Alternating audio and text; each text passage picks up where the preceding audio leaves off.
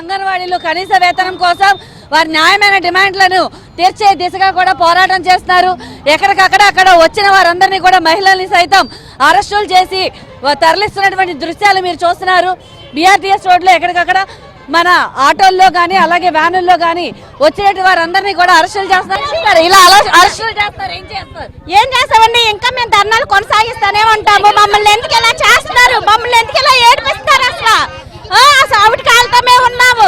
అయినా సరే మా సమస్యలు జగన్ అన్నకి తెలియట్లేదు. మేమెంత వితంతులు ఉన్నారు, అందరూ ఉన్న మమ్మల్ని అందరినీ ఇలా ఎందుకు హింసిస్తున్నారో మాకైతే అర్థం కావట్లా. అర్ధరాత్రి కూడా 3 గంటల సమయంలో పోలీసులు వారి జులాన్ని ప్రదర్శించి ఎక్కడికక్కడ అరెస్టులు చేసినటువంటి పరిస్థితి కనిపించింది.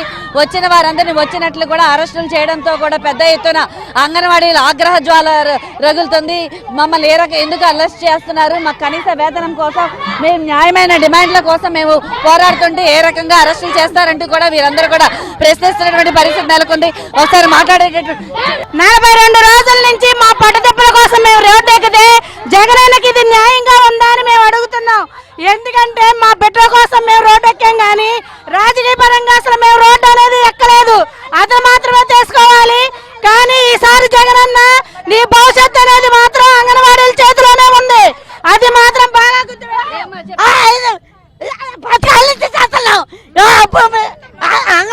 తెలుగుదేశం పార్టీలో 6,000 ఇచ్చారు. ఈయన వచ్చి ఒక 5 రూపాయలు పెంచి మమ్మల్ని పెరిగిపోయినాయి కదా. బండ 1200 బండ. మేము అంగన్వాడీ నానా తిప్పలు పడతా బయటికి వెళ్ళి ఎంత మందితో మేము ఎన్ని తిట్లు తింటున్నాం.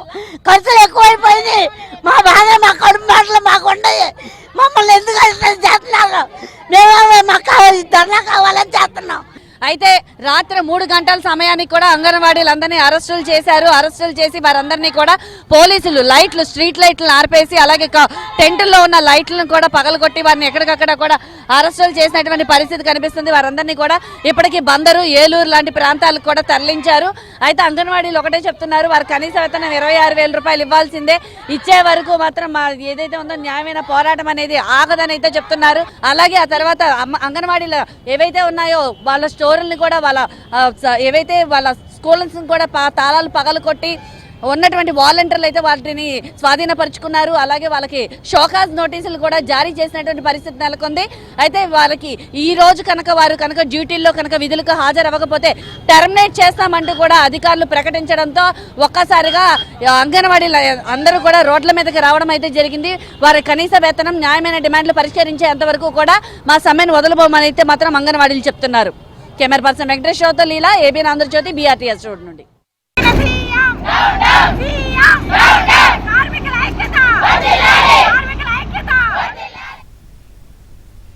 గుంటూరు జిల్లా మంగళగిరి కాజా టోల్ గేట్ వద్ద అంగన్వాడీలు నిరసనకు దిగారు. చెలో విజయవాడకు వెళ్తున్న అంగన్వాడీలను పోలీసులు అడ్డుకున్నారు.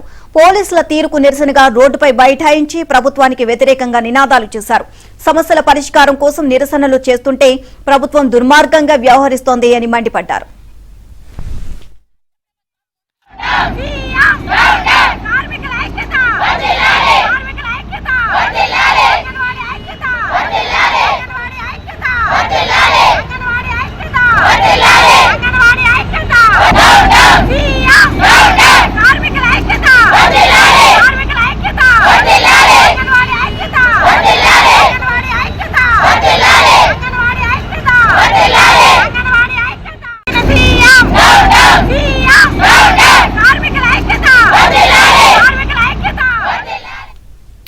అంగన్వాడీల విషయంలో జగన్ సర్కార్ చివరి అస్త్రాన్ని సంధించింది. ఇచ్చిన హామీని నెరవేర్చాల్సింది పోయి అంగన్వాడీలపై కక్ష సాధింపులకు దిగింది. సమ్మె విరమించని అంగన్వాడీ కార్యకర్తలు, ఆయాలను విధుల నుంచి తొలగించడానికి రంగం సిద్ధం చేసింది. ఈ మేరకు ఈ ఉదయం 10 గంటల వరకు డెడ్ లైన్ పెట్టింది.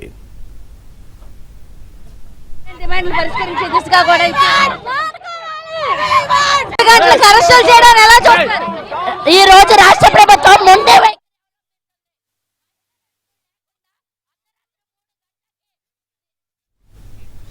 10 గంటల్లోపు విధుల్లో చేరిన వారిని కొనసాగించాలి అని, విధుల్లో చేరని వారిని ఉద్యోగం నుంచి తొలగించాలని ఆయా జిల్లా కలెక్టర్లు, జిల్లాలోని మహిళా శిశు సంక్షేమ శాఖ అధికారులకు రాష్ట్ర మహిళా శిశు సంక్షేమ శాఖ ఉన్నతాధికారులు నిన్న వీడియో కాన్ఫరెన్స్ ద్వారా ఆదేశాలు ఇచ్చారు.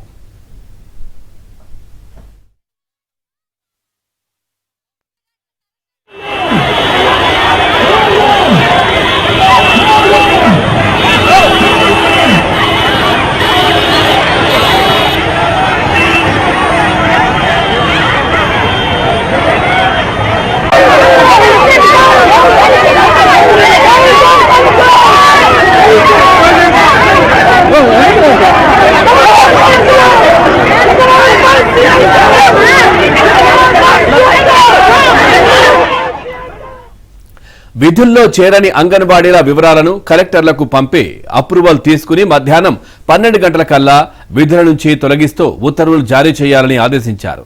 వారి స్థానంలో కొత్త వారిని తీసుకురావడానికి ఈ నెల 25న కొత్త నోటిఫికేషన్ ఇచ్చి ఆన్లైన్ ద్వారా అప్లికేషన్లు కాల్ ఫర్ చేస్తారు.